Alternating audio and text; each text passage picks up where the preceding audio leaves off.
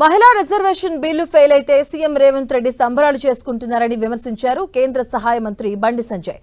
మహిళల reservation bill అడ్డుకోవడం మూర్ఖత్వమని, సోనియా గాంధీ, ప్రియాంక గాంధీకి పదవులు వస్తే మహిళలకు న్యాయం జరిగినట్లుగా కాంగ్రెస్ ఆలోచిస్తుందంటూ ఎద్దేవా చేశారు. కుటుంబ పార్టీలే మహిళల రిజర్వేషన్ ని వ్యతిరేకిస్తున్నాయని, కాంగ్రెస్ ను మహిళలు క్షమించరని బండి సంజయ్ చెప్పారు. మహిళా రిజర్వేషన్ బిల్లుపై దృష్టి మళ్లించేందుకే కేసీఆర్, రేవంత్ రెడ్డి మాటల యుద్ధానికి దిగారని ఆరోపించారు.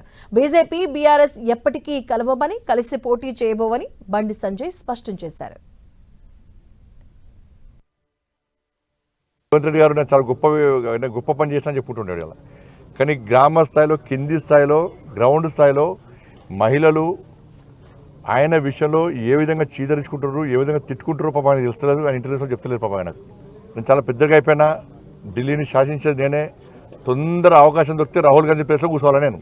ఆయన ఆలోచన కదే, ఎందుకంటే రాహుల్ గాంధీకి ఏం తెలియదు. కాబట్టి ఆ ప్లేస్లో కూర్చోవాలని చెప్పి తాపత్రయపడుతుంటే రాష్ట్ర ముఖ్యమంత్రి కాదు. మహిళలకు ప్రాతినిధ్యం కల్పించాలని చెప్పి ఒక ఆలోచనతో నరేంద్ర మోడీ ప్రభుత్వం ప్రయత్నిస్తే ఇలా కాంగ్రెస్ పార్టీ, ఇలా ఇండియా అలయన్స్ పార్టీస్ అన్నీ కూడా ఇలా అడ్డుకోవడం దీనంత మూర్ఖత్వం ఇంకోటి కాదు. మొదటి నుంచి కూడా కాంగ్రెస్ పార్టీ మహిళా వ్యతిరేకి. మొదటి నుంచి కూడా మహిళా బిల్లును అడ్డుకుంటున్న పార్టీ కాంగ్రెస్ పార్టీ. దానికి వంత పాడుతున్న పార్టీలు ఈ పార్టీలు.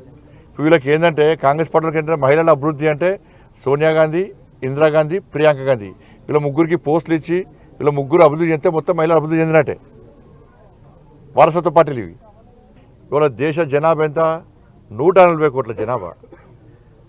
57 కోట్లు ఉన్నప్పుడు 543 సీట్లు అంటే మరి 140 కోట్ల జనాభా మూడింతలు పెరిగింది. మరి ఎన్ని పార్లమెంట్ సీట్లు ఉండాలి? దానికి అనుగుణంగా పెరిగాలా లేదా? ఇలా 17 సీట్లు ఉన్నటువంటి పార్లమెంట్ స్థానాలు ఇలా 26 అవుతున్నాయి. 9 26 అవుతున్నాయి. వాళ్ళ జనాభా ప్రాతిపదిక తీసుకుంటే వాళ్ళు ఏమవుతుంది? ఇలా తగ్గుతాయి. ఇంకా 2011, 2026 జనాభా ప్రకారం తీసుకుంటే ఇంకా దక్షిణాదికి అన్యాయం జరుగుతుంది. ఇవన్నీ పక్కబెట్టి ఈ ప్రజల దృష్టి మళ్లించడానికి ఇద్దరు తిట్టుకుంటారు. ఎవరెవరు?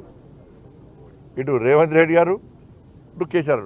నువ్వు చావాలంటే నేను చావని అంటున్నాడు. ఇది అబద్ధాల కోరు అని చెప్పి రేవంత్ రెడ్డి గారు కేసీఆర్ అంటే ఎదవ దరిద్రుని ఏం చెబుతున్నాడు. వీళ్ళ భాష కదే, వీళ్ళిద్దరు భాష కదే.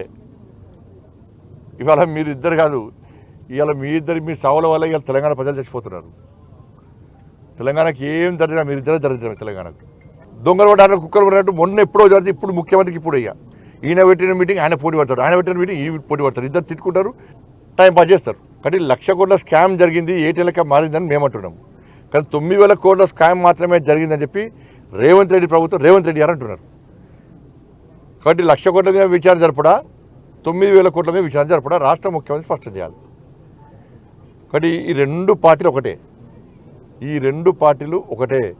ఏంటంటే వీళ్ళ అవినీతికి వాళ్ళు ప్రోత్సహిస్తున్నారు, వీళ్ళ 6 గ్యారెంటీల మీద వాళ్ళు ప్రశ్నించే ప్రయత్నం చేస్తలేరు. ఇప్పుడు మంత్రులు అయ్యారు, ఎవరు గవర్నమెంట్లో అయ్యారు?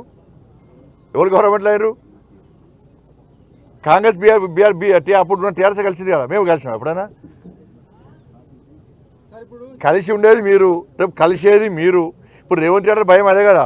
ఇప్పుడు మళ్ళీ జమిలీ ఎలక్షన్స్ వస్తే, ఎమ్మెల్యే పార్లమెంట్ ఎలక్షన్ కలిసి వస్తే నాకు కొంప కొల్లేరవుతుంది. మళ్ళీ బీజేపీ వారు వన్ సైడ్ ఎక్కడ గెలుస్తుందని చెప్పి ఒక బాధతోనే ఇలా ముఖ్యమంత్రి డిప్రెషన్ ఉన్నాడు. ఆ టెన్షనే ముఖ్యమంత్రి కుర్చీ కాలవుతుందని చెప్పని. కాబట్టి ఇప్పుడు ఆయన కుర్చీకి కాలవుతుందని చెప్పి భయపడి రాహుల్ గాంధీ కుర్చీకి ఎసరు పెట్టిండు.